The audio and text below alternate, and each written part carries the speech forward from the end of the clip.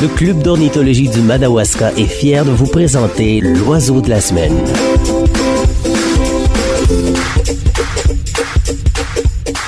Bonjour, je suis Francine Bérubé du Club d'ornithologie du Madawaska. L'oiseau de la semaine cette semaine, c'est la paruline à flanc marron.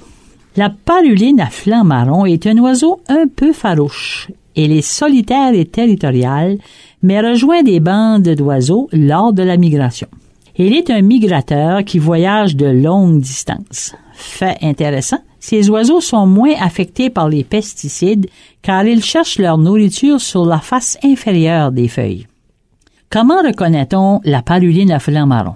Bien, le mâle a une calotte jaune verdâtre entourée de noir et une large rayure marron le long de son corps.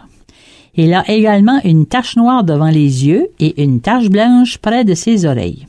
Son ventre est blanc. Au printemps, le mâle arrive avant sa femelle afin de trouver son territoire pour y nicher. Puis il se perche en haut d'un arbre pour chanter et attirer une femelle. Après avoir formé un couple, la femelle s'occupe de faire le nid qui accueillera 4 œufs blancs tachetés de brun. Elle préfère les terrains abandonnés ou en friche, les zones de coupe forestière et elle peut s'y installer pour les prochaines 4 à 10 ans. On peut l'observer de la Saskatchewan jusqu'en Nouvelle-Écosse ainsi qu'aux États-Unis. Elle hiverne en Amérique centrale. Comme alimentation, la paruline est un oiseau insectivore et sautille pour attraper les insectes en retournant les feuilles ou encore en les attrapant au vol. Son menu se compose de petites mouches, de larves de papillons, d'araignées et l'hiver, elle adore les petits fruits.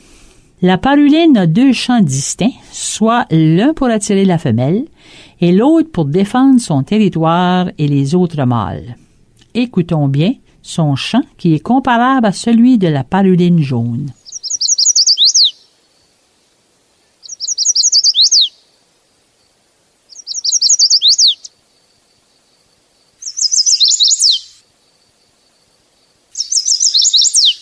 On dit que la paruline à flanc marron est une espèce en augmentation et une des espèces les plus communes dans les régions agricoles ou abandonnées. Elle peut vivre de 6 à 11 ans. Le tamia rayé mange parfois les nouveau-nés.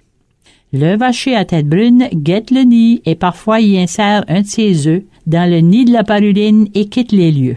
La paruline continue à le nourrir et le bébé vacher naît avant les bébés parulines et repousse ceux-ci hors du nid. La paruline peut se reproduire dès sa première année. Une des menaces pour la paruline à flanc marron, c'est qu'elle a de fréquentes collisions avec les tours et les immeubles, les pylônes et les antennes de télévision. Pour réécouter cette capsule, rendez-vous sur la page Facebook du Club d'ornithologie du Madawaska.